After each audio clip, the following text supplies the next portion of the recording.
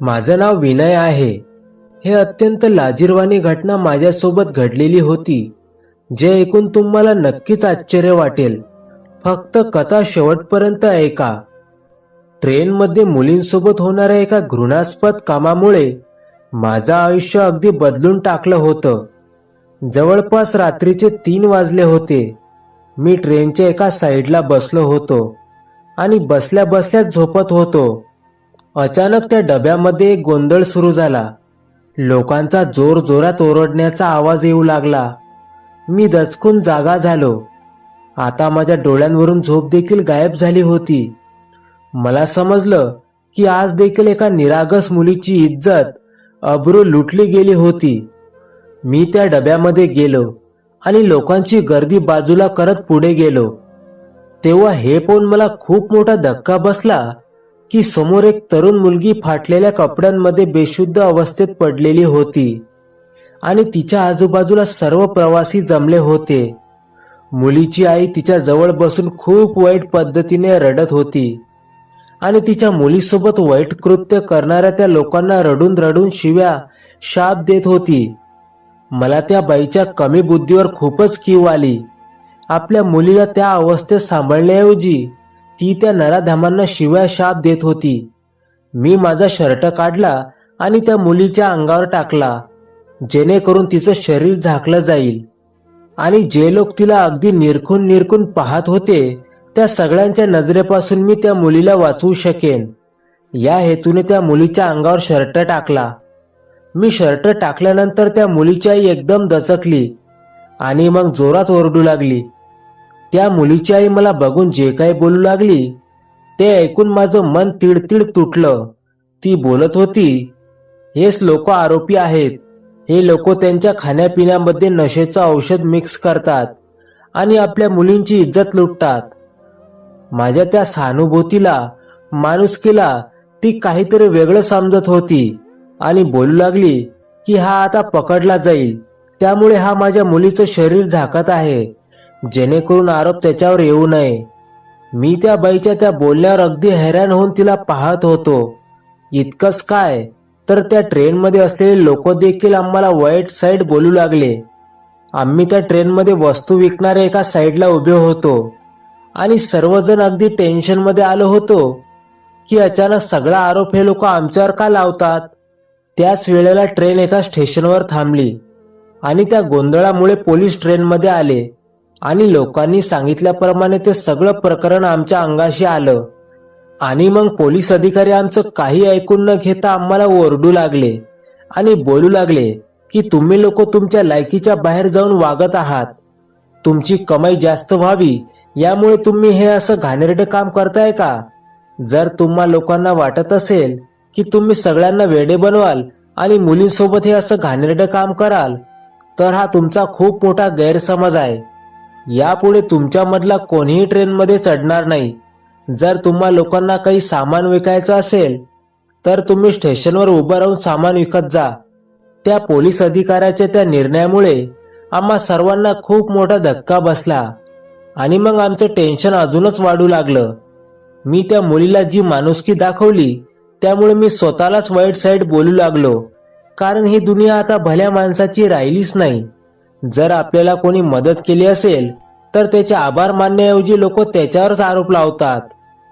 आम्ही आमच्याकडून त्यांना समजावण्याचा खूप प्रयत्न केला, परंतु आमचं कोणीच काहीच ऐकलं नाही. इतकंच काय, तर कोणी आमची मजबुरी देखील समजू शकलं नाही की आम्ही गरीब लोक आहोत, त्यामुळे आम्ही आमच्या स्वतःच्या कमाईवर अशी लाथ कशी काय मारू शकत होतो. त्या स्टेशनवर आम्हा सर्वांना ट्रेनमधून खाली उतरवलं गेलं. ट्रेनमधून उतरताना मी त्या मुलीकडे पाहिलं जिच्यासोबत तो अपघात घडला होता. ती मुलगी आता शुद्धीवर आली होती आणि रडत रडत आपल्या आईसोबत बोलत होती. मी माझा शर्ट घेण्यासाठी त्या मुलीजवळ गेलो तेव्हा तिने असे काही शब्द माझ्या कानावर पडले. ती असं काही सांगत होती, त्यामुळे मी सावध झालो. आम्ही ट्रेनमधून खाली उतरलो, परंतु त्या मुलीचे शब्द माझ्या डोक्यात अगदी फिट बसले होते. तो माझ्या आयुष्यातला सर्वात कठीण काळ होता. माझं काम संपलं होतं आणि मी आता काहीच कमावण्याच्या लायकीचा राहिलो नव्हतो. मी एक गरीब कुटुंबातला मुलगा होतो माझे वडील, माझे आजोबा, आमच्या घरातले सगळे हेच काम करायचे. सगळे लोक एक सारखेच काम करायचे आणि कमावण्याचा हा एकच मार्ग होता. आम्ही ट्रेनमध्ये चढून प्रवाशांना खाण्यापिण्याच्या वस्तू विकून आमची कमाई करत होतो. मी माझ्या 5 बहिणींचा एकुलता एक भाऊ होतो. माझ्या आईवडिलांनी माझी प्रत्येक इच्छा पूर्ण केली होती. मी माझ्या कुटुंबातला सर्वात लाडका मुलगा होतो, कारण की मी 5 बहिणींचा एकच भाऊ होतो. त्यामुळे माझ्या बहिणी देखील माझ्यावर खूप प्रेम करायच्या. मी माझ्या परिवारातला सर्वात लहान मुलगा होतो. माझ्या 5ही बहिणी माझ्यापेक्षा मोठ्या होत्या आणि सगळ्यांची लग्न देखील झालं होतं. मला शिकून मोठं होऊन यशस्वी बनायचं होतं. मला माझ्या वडिलांमध्ये आणि त्यांच्या कामामध्ये काही इंटरेस्ट नव्हता. मला हा कोणताही एक चांगलं काम वाटायचं नाही आणि नाही या कामातून जास्त काही कमाई व्हायची. फक्त इतकीच कमाई व्हायची ज्यातून आपला नॉर्मल घर खर्च चालू शकत होता, परंतु त्यातून काही सेव्हिंग होत नव्हती. माझे वडील मला नेहमीच हे समजावण्याचा प्रयत्न करायचे की हा आपला कौटुंबिक कारभार आहे. माझे आजोबा, माझे पणजोबा नेहमीच ट्रेनमध्ये प्रवाशांना खाण्यापिण्याचे सामान विकून कमाई करायचे आणि आमच्या घरी देखील खाण्यापिण्याची इतकी काही समस्या नव्हती. परंतु मला माझ्या वडिलांची ही गोष्ट बोलणं खूप चुकीचं वाटायचं. आजकालच्या लोकांना पाहिलं तर लोकांच्या घरामध्ये प्रत्येक गोष्ट असायची. आता जमाना मॉडर्न झाला होता. लोक आता ब्रँडेड वस्तू खाणं, ब्रँडेड कपडे घालणं याला प्राधान्य द्यायचे, तर आम्ही मात्र खूपच साधारण लोक होतो. त्यामुळेच मी स्वतःला खूप गरीब समजायचो. त्यामुळेच मला हे काम इतकं काही पसंत नव्हतं. माझे वडील खूपच साधे सरळ विचार करणारे होते. ते या दुनियाच्या चमकधमक गोंधळांपासून खूप वेगळे होते, कारण की जेव्हा ते तरुण होते तेव्हा हे जग इतकं काही मॉडर्न नव्हतं. आता जेव्हा मी तरुण झालो होतो तेव्हा आधीसारखा जमाना राहिला नव्हता. आधी सर्व काही साधं सोपं होतं, परंतु आता या दुनियेमध्ये एक वेगळाच रंग पसरला होता. माझ्या वडिलांची इच्छा होती की मी देखील तसेच आयुष्य घालवावं जसं याआधी त्यांनी त्यांचं आयुष्य घालवलं आहे. मी माझ्या आईवडिलांची खूप इज्जत करायचो आणि नेहमीच त्यांच्या आज्ञेचं पालन करायचो. परंतु माझी इच्छा होती की आमच्या येणाऱ्या आयुष्यात आम्ही आमचा व्यवसाय बदलावा. माझी इच्छा होती की मी अभ्यास करून माझं आयुष्य बदलावं, परंतु कदाचित देवाने माझ्या नशिबात हेच काम लिहिलं होतं. मी माझ्या आईवडिलांना खूप रिक्वेस्ट करायचो की त्यांनी मला शाळेत पाठवावं, परंतु माझ्या वडिलांनी माझ्या आनंदासाठी मला फक्त 5वी पर्यंत शाळेत पाठवलं. पण त्यानंतर मी माझ्या वडिलांकडे खूप हट्ट केला की मला आता हायस्कूलमध्ये अभ्यास करायचा आहे. परंतु माझे वडील मला हायस्कूल पर्यंत शिकवू इच्छित नव्हते, परंतु फक्त माझ्याच हट्टामुळे मी हायस्कूल पर्यंत शिकलो. जेव्हापर्यंत मी हायस्कूलमध्ये जात होतो माझ्या वडिलांनी माझ्याकडे कोणत्याच कामाचा हट्ट केला नाही. मी 10वीची परीक्षा दिली, परंतु त्यामध्ये मी खूप जास्त मेहनत करून देखील नापास झालो. मी स्वतः देखील खूपच टेन्शनमध्ये आलो, कारण की मी फक्त शाळेत जायचो. ट्युशनला पाठवण्यासाठी माझ्या वडिलांनी कधीच परवानगी दिली नाही, कारण आमच्याजवळ एवढे पैसे नव्हते की मी माझ्या आईवडिलांच्या विरोधात जाऊन ट्युशनला जाऊ शकेन. मी अभ्यासात देखील इतका हुशार नव्हतो, त्यामुळेच माझा रिझल्ट काही चांगला यायचा नाही. परंतु मला अभ्यासाची खूप आवड होती. माझी उदासी आणि टेन्शन पाहून माझ्या वडिलांनी मला आधार दिला आणि बोलू लागले की तू पुन्हा एकदा परीक्षा दे. माझ्या वडिलांची अशी अजिबातच इच्छा नव्हती की मी माझ्या आयुष्यात या गोष्टीला घेऊन पश्चाताप करावा. माझ्या आई वडिलांनी मला परमिशन दिली तेव्हा मी पुन्हा एकदा मेहनत सुरू केली, परंतु कदाचित माझ्या नशिबात शिक्षण लिहिलंच नव्हतं.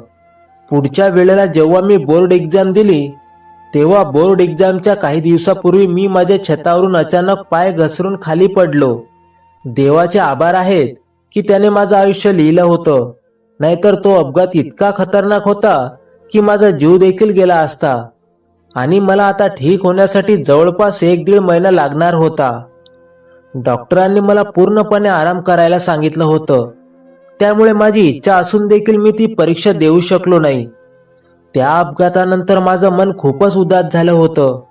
त्यानंतर माझ्या आईवडिलांनी जेव्हा मला शिकण्यासाठी सांगितलं तेव्हा मी सरळ सरळ नकार दिला.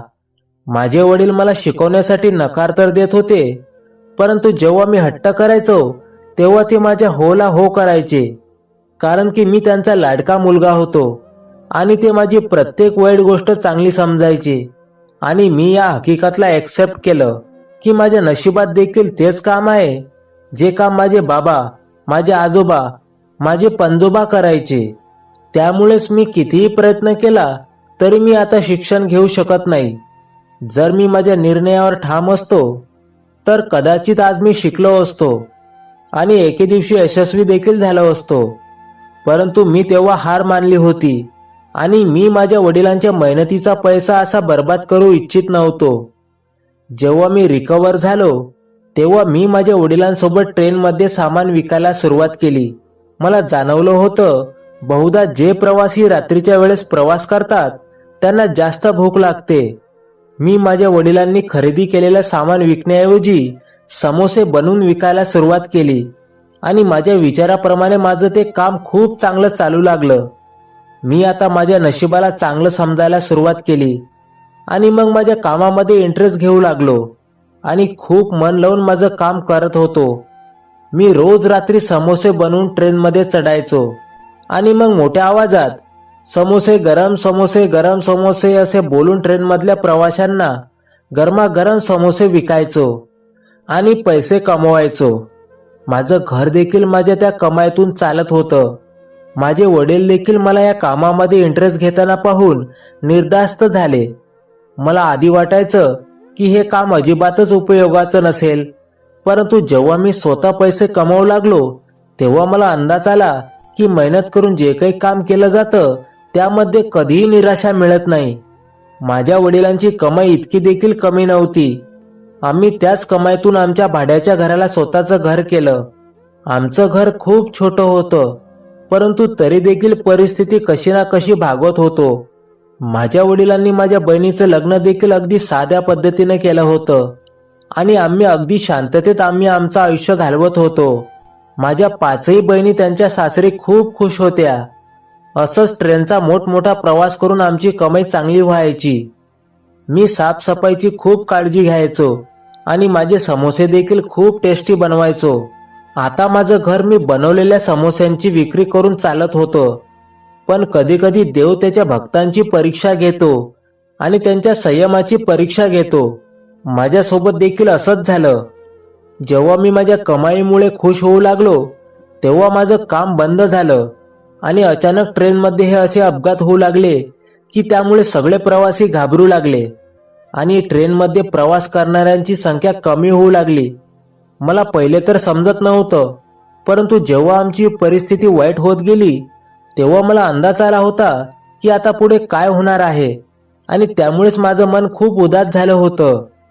ट्रेनमध्ये रोज कोणत्या ना कोणत्या मुलीसोबत हे असंच चुकीचं काम व्हायचं. पहिल्यांदा जेव्हा घडलं तेव्हा लोक त्या मुलीलाच वाईट बोलू लागले.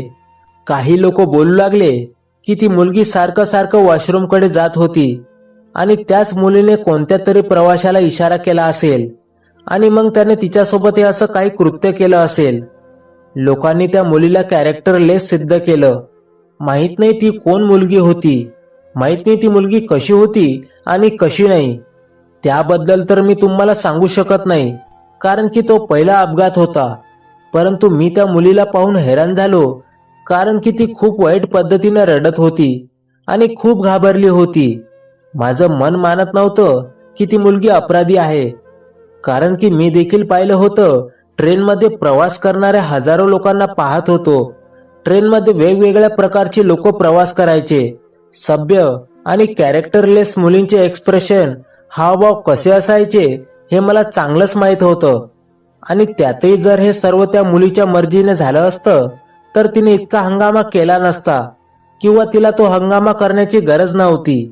ती मुलगी खूपच घाबरली होती आणि त्याच भीतीने तिने आरडाओरडा केला होता, ज्यामुळे सगळ्यांना समजलं होतं की तिच्यासोबत हे असं वाईट कृत्य झालं आहे.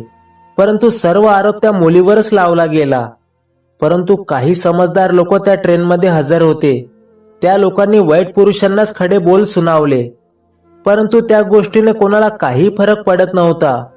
आणि मग तो परिवार त्यांचं ठेशन आल्यावर ट्रेनमधून खाली उतरले. त्या दिवशीचा तो मुलीसोबत घडलेला प्रसंग खूपच फेमस झाला.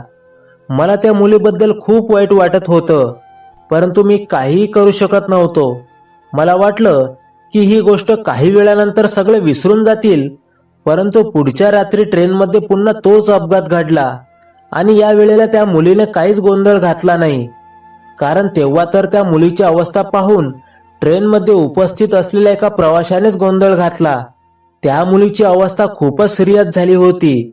माहित नाही तिची ती अवस्था कोणी केली होती आणि यावेळी देखील आरोपी कोण आहे, हे सर्व कोण करत आहे याबद्दल देखील काहीच समजत नव्हतं. मग त्या मुलीकडचं कुटुंब देखील त्यांचं ठेशन आल्यावर ट्रेनमधून खाली उतरले आणि मग हे असं नेहमीच होत गेलं. एकानंतर एका मुलीसोबत ट्रेनमध्ये हे असं वाईट कृत्य घडू लागलं आणि रोजच्या रोज ट्रेनमध्ये असाच गोंधळ घातला जायचा. रोज कोणत्या ना कोणत्या मुलीसोबत हा असा घाणेरडा खेळ खेळला जात होता. शहरातल्या इतक्या सगळ्या प्रवाशांमधून नक्की आरोपी कोण आहे हे शोधणं खूपच कठीण काम होतं. परंतु हे तर नक्की होतं की जो कोणी होता तो रोजच्या रोज ट्रेनमधून प्रवास करत होता, किंवा कदाचित त्या ट्रेनमध्ये उपस्थित असलेला पोलीस कॉन्स्टेबल देखील हे करू शकत होता. प्रत्येक वेळेला मुलगी वॉशरूम मध्येच भेटायची आणि तिची अवस्था खूपच खराब असायची.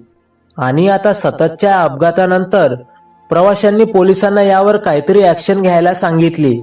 पोलीस देखील हैराण झाले होते, कारण की पोलीस नेहमीच त्या ट्रेनमध्ये उपस्थित असताना देखील त्या आरोपीला पकडण्यात अयशस्वी व्हायचे. रात्री जेव्हा प्रवास करणाऱ्यांना जर वॉशरूमला जायचं असेल तेव्हा त्या लोकांना अडवलं देखील जाऊ शकत नव्हतं. हैराण करणारी गोष्ट ही होती की ट्रेनमध्ये वॉशरूम आणि दरवाजांच्या आसपास खूप सारे लोक हजर असायचे, तरी देखील हे असं वाईट कृत्य घडायचं. तो जो कोणी होता तो खूपच हुशारीने हे सर्व काही काम करत होता. प्रवाशांमध्ये आता भीती निर्माण झाली होती आणि ट्रेनमध्ये घडणाऱ्या या अपघाताबद्दल सगळीकडे चर्चा होऊ लागली. जे लोक गरीब होते किंवा ज्यांची इतर वाहनाने प्रवास करण्याची ऐपत नव्हती त्यांना नाईलाजाने ट्रेनमधला प्रवास करावा लागायचा. परंतु रोज नेहमीच मुलींसोबत हे असे अपघात घडतच होते. या सगळ्याचं मला खूपच वाईट वाटायचं आणि माझी इच्छा होती की लवकरात लवकर आरोपी पकडला जावा. पण इथे आरोपी कुठे पकडले गेले होते? उलट सर्व आरोप आमच्यावरच लागला गेला होता आणि आमच्यासारख्या वस्तू विकणाऱ्या गरीब लोकांवर या अपघातामुळे खूप कठीण प्रसंगाचा सामना करावा लागत होता. आणि मला धक्का तर तेव्हा बसला जेव्हा एका मुलीला सहानुभूती दाखवण्यासाठी मी माझ्या अंगावरचा शर्ट काढून तिच्या अंगावर टाकलं. बस तेव्हापासूनच त्या अपघातांचा आरोप आम्हा लोकांवर लादला गेला. सगळ्यांना हा संशय होता की आम्ही वस्तू विकणाऱ्यांमधलंच कोणीतरी एक हे असं कृत्य करत आहे. कारण की जेव्हा कधी मुलीसोबत हा असा अपघात घडायचा तेव्हा ती बेशुद्ध व्हायची. त्यामुळे सगळ्यांना असं वाटायचं की आमच्यापैकी कोणीतरीच हे असं वाईट कृत्य करत आहे. मला देखील असंच वाटू लागलं की कदाचित बेशुद्ध होण्याचं औषध त्या मुलीच्या खाण्यामध्ये मिक्स तर आमच्यापैकी कोणीतरी करत असेल. परंतु हे आम्हाला काळजीत टाकणारी गोष्ट होती. आरोपी तर कोणी दुसराच होता, परंतु या वेळेला तो आरोप माझ्यावर आला होता. त्यामुळेच आमच्या 2 वेळच्या जेवणाचे देखील वांदे होऊ लागले. पहिले तर आम्हाला ट्रेनमध्ये चढूच देत नव्हते आणि मग त्यानंतर जर आम्ही कसंबसं करून ट्रेनमध्ये चढायचो तेव्हा आमच्याकडून कोणी काही खायला घेत नव्हतं. आमचा तर उदरनिर्वाह समोसे आणि सामान विकूनच होत होता. आणि तेच झालं ज्याची आम्हाला भीती होती. त्या सगळ्यांचा आरोप आम्हा लोकांवर आला. पोलिसांनी आम्हाला सक्त ताकीद दिली की आम्ही आता ट्रेनमध्ये सामान विकण्यासाठी जाऊ शकत नाही, कारण की या अपघातानंतर ट्रेनमध्ये प्रवाशांची संख्या खूपच कमी होऊ लागली आणि या गोष्टीचा परिणाम रेल्वेच्या कमाईवर देखील होऊ लागला. कदाचित त्यांनी देखील योग्य निर्णय घेतला होता, परंतु आम्हाला आता लोक खूप घाबरू लागले आणि आमच्याकडून कोणतीही गोष्ट खरेदी करत नव्हते. लोकांचा आमच्यावरचा विश्वास उडत चालला होता. आम्ही लोकांना अगदी विनंती करून करून आमच्या वस्तू द्यायचो, परंतु तरी देखील ते आमच्याकडून त्या वस्तू विकत घेण्यास नकार द्यायचे. परंतु त्या दिवशी जेव्हा मी ऐकलं की ती मुलगी तिच्या आईला सांगत होती की त्या रात्री अचानक माझं डोकं गरगरू लागलं. मला उलटीसारखं होऊ लागलं. माझ्या पोटामध्ये थोडी गडबड होऊ लागली आणि त्यामुळेच मी धावत धावत वॉशरूमकडे गेली. तर तिथे 2 पुरुष ज्यांनी काळे कपडे घातले होते आणि ते खूप जास्त धिप्पाड आणि उंच होते. त्यांनी मला पकडलं आणि त्यानंतर माहित नाही ती मुलगी तिच्या आईला काय काय सांगत होती, परंतु माझ्या डोक्यामध्ये ते काळे कपडे घालणारे 2 पुरुष फिरू लागले आणि मला खात्री पटली की ते जे कोणी होते, परंतु आमच्यापैकी नक्कीच कोणी नव्हते. शेवटी आमच्यासारखे गरीब लोक स्वतःच्याच कमाईवर अशी लात मारू शकत नव्हते, कारण की आमचं घर या सर्व कमाईतूनच चालत होतं. त्यामुळे आम्ही लोक असं का बरं करणार होतो? माहित नाही ते लोक असं काय करत होते की ज्यामुळे मुली स्वतः उठून वॉशरूमकडे धावत धावत जायच्या आणि मग त्यांचा शिकार व्हायच्या. परंतु जर मी ही गोष्ट कोणालाही सांगितली असती, तेव्हा ऐकणारा हेच बोलला असता की मी स्वतः वाचवण्यासाठी असं काही बोलत आहे. DIG साहेब आणि स्वतः पोलीस त्या मुलीचं बोलणं ऐकून देखील हेच बोलू लागले की या सामान विकणाऱ्यांपैकीच कोणीतरी आहे जो काळे कपडे घालून त्या मुलींना शिकार बनवतो. आणि मग अशा प्रकारे अगदी सहजपणे त्यांनी आम्हाला रस्त्यातून बाजूला केलं आणि आमच्यावर आरोप टाकून ते लोक मोकळे झाले. परंतु कोणालाही ठाऊक नव्हतं की त्यांचा हा निर्णय येणारी वेळ किती कठीण करणार होता. येणाऱ्या वेळेमध्ये त्यांच्यासमोर किती मोठी समस्या निर्माण होणार होती. सध्या तरी ट्रेनमध्ये होणारे हे अपघात आणि त्याबद्दलच्या अफवा सगळीकडे पसरल्या होत्या.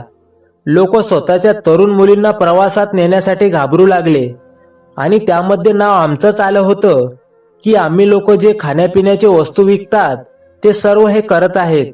आम्हाला जे कोणी ओळखीचे लोक मिळायचे तेव्हा ते आम्हाला उलट सुलट प्रश्न विचारायचे. जेव्हा मी कामाला जायला सुरुवात केली होती तेव्हाच माझ्या आईने आमच्या परिसरातल्या एका मुलीसोबत माझं लग्न ठरवलं होतं. जेव्हापासून हे असे अपघात होऊ लागले, असे प्रसंग घडू लागले, तेव्हापासूनच माझ्या लग्नाची देखील तयारी सुरू झाली होती. माझं घर तर समोसे विकूनच चालत होतं, कारण की माझ्या वडिलांनी आता काम करणं सोडून दिलं होतं आणि ते एकदम फ्री होऊन घरात बसायचे. माझा पूर्ण परिवार टेन्शनमध्ये होता. माझ्या बहिणींचं तर लग्न झालं होतं.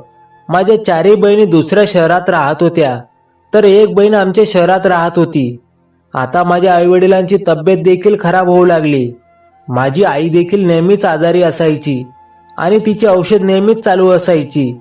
माझं लग्न देखील आता डोक्यावर आलं होतं. माझ्याजवळ आता 1 रुपया देखील शिल्लक राहणार नव्हता, कारण की आमचं ट्रेनमध्ये सामान विकण्याचं काम हे असं काम होतं, तिथे फक्त खर्च व्हायचा, सेव्हिंग काहीच होत नव्हती. जर काही सेव्हिंग राहिली असती तर ती सेव्हिंग या अशा कठीण प्रसंगात कामात आली असती. आणि आता आमची अवस्था अशी झाली होती की आम्ही कोणाकडूनही सारखी सारखी मदत घेऊ शकत नव्हतो. माझ्या वडिलांची तर टेन्शनमुळे खूपच वाईट अवस्था झाली आणि मग नाईलाजाने मी माझ्या आईला सांगून माझं लग्न काही महिन्यासाठी थांबवायला सांगितलं. माझी आई तर या गोष्टीमुळे खूपच काळजीत राहू लागली. ती घाबरलेली होती, कारण की माझी अवस्था सांगून जेव्हा आईने हे लग्न थांबवलं तेव्हा माझ्या सासरचे लोक जरा विचारात पडले.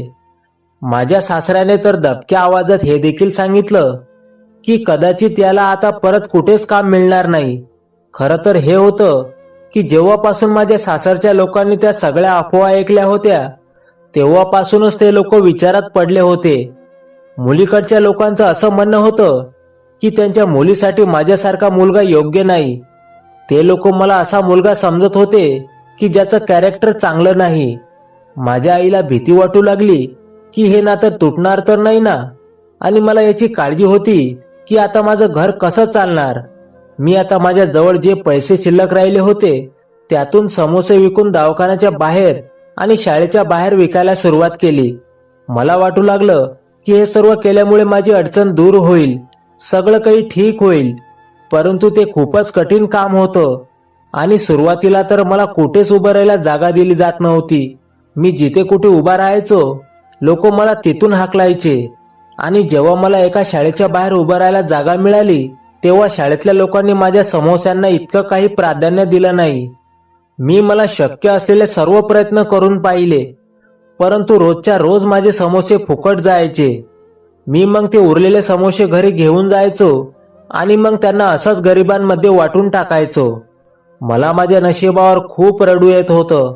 मला आता पुन्हा तेच दुःख सतावू लागलं की जर मी शिकलो असतो तर आज मला हा दिवस पाहावा लागला नसता.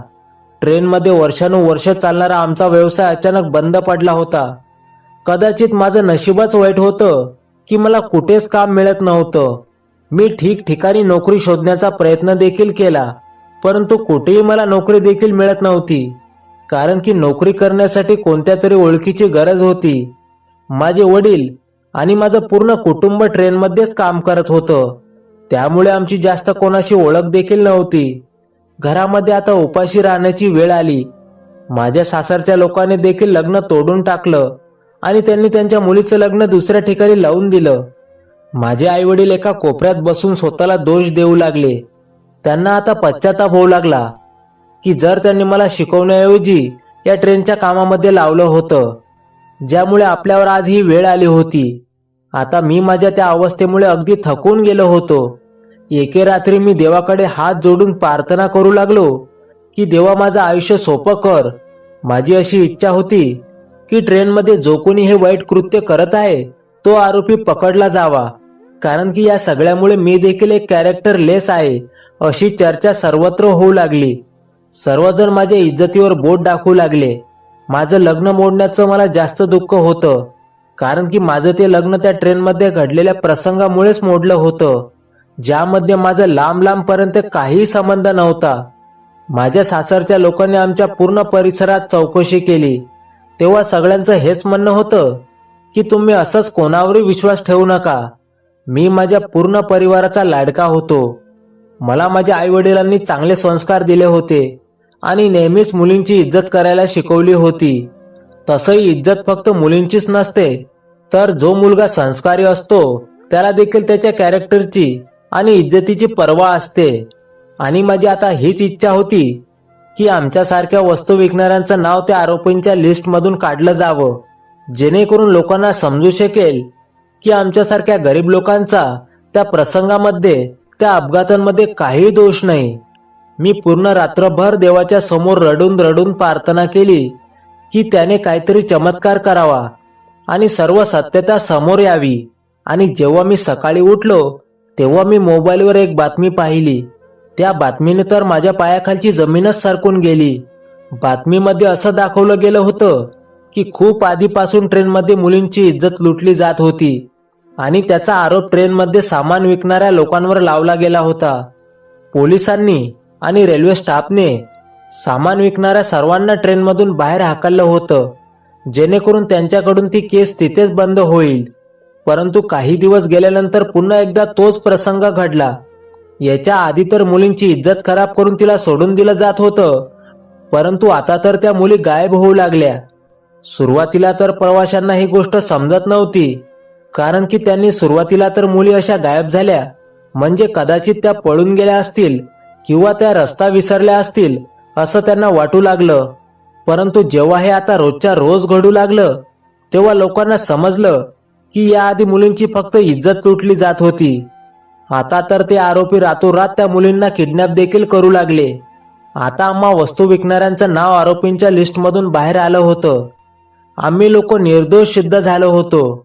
आता लोकांना देखील समजलं होतं की आम्ही ते वाईट कृत्य करत नव्हतो, तर ते वाईट कृत्य करणारे दुसरेच कोणीतरी होते, जे अजूनही त्या ट्रेनमध्ये प्रवास करत होते. मला माहित नव्हतं की माझी प्रार्थना इतक्या लवकर पूर्ण होईल. मी खूप वेळापर्यंत हातात मोबाईल घेऊन ती बातमी पाहत होतो आणि आता तो विषय इतका वाढला होता की पोलीस देखील आता सावध झाले आणि त्या विषयाच्या तळापर्यंत जाण्याचे पोलिसांना आदेश दिले गेले. लोक आता ट्रेनमध्ये प्रवास करायला घाबरू लागले आणि जर कोणी प्रवास करायचा तर प्रवासी फक्त एखादा पुरुष किंवा वयस्कर स्त्रियाच प्रवास करायच्या. लोकांनी तर मुलींना आता ट्रेनमध्ये आणणं सोडून दिलं होतं. या प्रसंगाला 3 महिने झाले होते, परंतु अजूनही कोणताच आरोपी पकडला गेला नव्हता. ज्या मुली गायब केल्या गेल्या होत्या त्यांची देखील काहीच बातमी मिळत नव्हती. पोलिसांनी पुन्हा त्या मुलींना प्रश्न विचारायला सुरुवात केली, ज्यांच्यासोबत याआधी त्या ट्रेनमध्ये तो प्रसंग घडला होता. तेव्हा जवळपास सगळ्या मुलींनी एकच कहाणी सांगितली, ज्याला ऐकून पोलीस खूपच हैराण झाले. त्या मुली सांगू लागल्या की ट्रेनमध्ये त्यांच्यासोबत काम करणाऱ्या पुरुषांनी त्यांचे घाणेरडे व्हिडिओ बनवले होते आणि ते व्हिडिओ त्या मुलींना दाखवले जात होते आणि मग त्यानंतर त्यांना धमकावून त्यांच्याकडून मोबाईल नंबर काढून घ्यायचे आणि मग त्यानंतर त्या मुलींना ब्लॅकमेल करून त्यांच्याकडून त्याचा बिझनेस चालवत होते आणि मग मुलींना 10-15 दिवसानंतर कोणत्या ना कोणत्या ॲड्रेसवर बोलावलं जायचं आणि मग त्यांना रात्रभर कोणाच्या ना कोणाच्या हवाले करून त्यांच्याकडून पैसा कमवायचे. मुलींना जेव्हा त्या जागांबद्दल विचारलं तेव्हा त्या मुली एखाद्या साधारण हॉटेलचा किंवा रूमचा पत्ता सांगायच्या, ज्यावरून काही समजू शकत नव्हतं. ही केस चालता चालता जेव्हा काही महिने निघून गेले आणि काहीच पुरावा मिळत नव्हता, तेव्हा लोक उदास होऊ लागले आणि हळूहळू सर्व काही विसरून गेले. तेव्हा अचानक एका पोलिसाला एका अनोळखी नंबरवरून फोन आला, जो फोन एका हरवलेल्या मुलीने केला होता. ती मुलगी काही महिन्यापूर्वी ट्रेनमधून गायब झाली होती. त्या मुलीने पोलिसांना असं काही सांगितलं ज्यामुळे ते पूर्ण केस उलगडली गेली आणि पोलीस आरोपीपर्यंत अगदी आरामात पोहोचू शकले. पोलीस त्या कॉलमुळे लगेच अलर्ट झाले आणि अगदी शांतपणे त्या मुलीने सांगितलेल्या पत्त्यावर पोहोचले आणि मग काही दिवसानंतर पूर्ण सत्यता लोकांच्या समोर आली आणि ती सत्यता ऐकून सगळ्या लोकांना खूप मोठा धक्का बसला. त्या पोलिसाला त्या मुलीने एका कुंटणखान्यातून फोन केला होता. ते 2 पुरुष जे नेहमीच काळे कपडे घालून ट्रेनमध्ये प्रवास करायचे आणि रात्रीच्या वेळेला अगदी शांततेमुळे सगळीकडे सन्नाटा पसरल्यावर सगळे लोक झोपल्यावर प्रवाशांच्या जवळ जायचे आणि जेव्हा त्यांना तरुण मुली दिसायच्या तेव्हा ते नशेचं औषध त्या मुलीवर फवारायचे, ज्या औषधमुळे त्या मुलींचं मन अस्वस्थ व्हायचं, त्यांना मळमळायचं, पोटामध्ये गडबड सुरू व्हायची आणि मग त्यांची तब्येत खराब झाल्यामुळे त्या उठून सरळ वॉशरूमकडे जायच्या, जिथे ते पुरुष आधीपासूनच वॉशरूममध्ये हजर असायचे. आणि जशी ती मुलगी वॉशरूममध्ये यायची ते तिला त्यांची शिकार बनवायचे आणि मग चालत्या ट्रेनच्या आवाजामुळे आणि सोबतच सर्व प्रवासी झोपल्यामुळे कोणालाही वॉशरूममध्ये काय घडतंय याचा काहीच पत्ता लागायचा नाही. ते पुरुष रात्री त्यांचं काम झाल्यावर ट्रेनमधून खाली उतरायचे आणि मग त्यामुळे जेव्हा सकाळ व्हायची तेव्हा ती मुलगी त्या अवस्थेत लोकांच्या समोर यायची, परंतु तेव्हापर्यंत ते फरार झालेले असायचे आणि कोणीही त्यांना पकडू शकत नव्हता. ते अगदी खुलेआम त्यांचं काम करत होते. याबद्दल कोणाला काही समजत नव्हतं. मुलींना देखील त्यांच्याबद्दल काहीच समजत नव्हतं. त्यामुळे मुली देखील त्यांना पाहू शकत नव्हत्या, कारण त्या तेव्हा नशेमध्ये असायच्या. त्यामुळे ते त्यांच्याबद्दल काही सांगू शकत नव्हत्या. आणि मग त्यानंतर तेच पुरुष त्या मुलींना नंतर ब्लॅकमेल करायचे आणि मग आपली सगळ्यांसमोर इज्जत जाईल या भीतीने त्या मुली त्या पुरुषांच्या सांगण्यावरून स्वतःच्या कुटुंबातील लोकांना बेशुद्धीचं औषध द्यायच्या आणि मग त्यांनी सांगितलेल्या पत्त्यांवर पोहोचायच्या आणि स्वतःला त्यांच्या स्वाधीन करायच्या. हे सगळं काही इतकं लपून छपून आणि शांततेत घडत होतं, ज्यामुळे याबद्दल कदाचित कोणाला काही समजलं नसतं.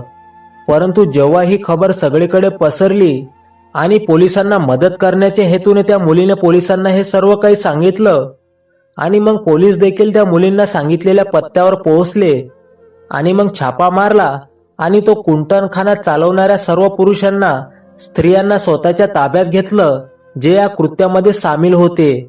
आणि या कृत्यामध्ये 2 पुरुष सामील होते जे ट्रेनमध्ये मुलींची इज्जत लुटायचे. त्या कुंटणखान्यामध्ये सगळ्या मुली सापडल्या होत्या ज्या ट्रेनमध्ये प्रवास करताना किडनॅप झाल्या होत्या. पोलिसांनी जेव्हा अधिक तपास केला तेव्हा समजलं की तो एक कुटुंब होतं, ज्यामध्ये त्या कुटुंबातले सगळे पुरुष आणि स्त्रिया मिळून तो धंदा चालवत होते. ते त्यांच्याच परिसरातल्या मुलींवर हात टाकून लोकांच्या नजरेत येऊ इच्छित नव्हते. त्यामुळेच त्यांनी ट्रेनमध्ये प्रवास करणाऱ्या मुलींना त्यांचा निशाणा बनवला. ते त्यानंतर त्या मुलींबद्दल सगळी माहिती काढायचे आणि मग फोनचा वापर करून त्या मुलींना दुसऱ्या एका शहरातल्या अय्याश पुरुषांना विकायचे आणि त्यांच्याकडून पैसे कमवायचे आणि त्यातून त्यांनी खूप सारा पैसा कमावला. आता या सगळ्या प्रसंगानंतर मला ट्रेनमध्ये समोसे विकण्याची अजिबात इच्छा नव्हती. माझ्या आईने माझ्या बायकोसाठी जे काही दागिने बनवले होते ते दागिने मी विकून माझ्यासाठी एका ठिकाणी छोटं दुकान उघडलं आणि तिथे मी समोसे बनवून विकू लागलो. आणि आता मी हळूहळू इतर वस्तू देखील माझ्या दुकानात ठेवू लागलो, ज्यामुळे माझं दुकान खूप चांगल्या पद्धतीने चालू लागलं आणि मला पैसा देखील चांगला मिळू लागला. कदाचित देवाने माझी प्रार्थना ऐकली होती, त्यामुळेच माझं आयुष्य आता बदललं होतं. माझे समोसे आता इतके फेमस झाले की लोक माझ्या दुकानावर समोसे खाण्यासाठी लांबून लांबून येऊ लागले आणि मग काही महिन्यातच माझी कमाई खूपच वाढू लागली. तेव्हा मी माझा छोटासा दुकान एका कॅन्टीनमध्ये बदललं. इथे लोक बसून समोसा, चहा वगैरे प्यायचे आणि सोबतच गरमीच्या मोसममध्ये कोल्ड ड्रिंक्स, आईस्क्रीम असं काही खायचे. मी माझ्या कॅन्टीनमध्ये आता 2 नोकर देखील कामाला ठेवले आहेत, जे आता कस्टमरला समोसे सर्व करतात. आता हळूहळू माझी परिस्थिती सुधारू लागली आणि सगळं काही ठीक झालं. त्यानंतर माझं लग्न देखील एका चांगल्या आणि समजूतदार मुलीसोबत झालं. मी आता माझं आयुष्य खूप चांगल्या पद्धतीने घालवत आहे आणि मी माझ्या कुटुंबासोबत आणि बायकोसोबत खूप आनंदी आहे. मित्रांनो, कशी वाटली कथा? कथा आवडली असेल तर व्हिडिओला लाईक करा आणि आपल्या चॅनलला प्लीज सबस्क्राईब करा. तुम्हाला या चॅनलवर अशाच प्रकारच्या नवनवीन कथा ऐकायला मिळतील. शेवटपर्यंत कथा ऐकल्याबद्दल तुमचे खूप खूप मनापासून आभार. पुन्हा भेटू अशाच नवीन कथेसह. तोपर्यंत धन्यवाद.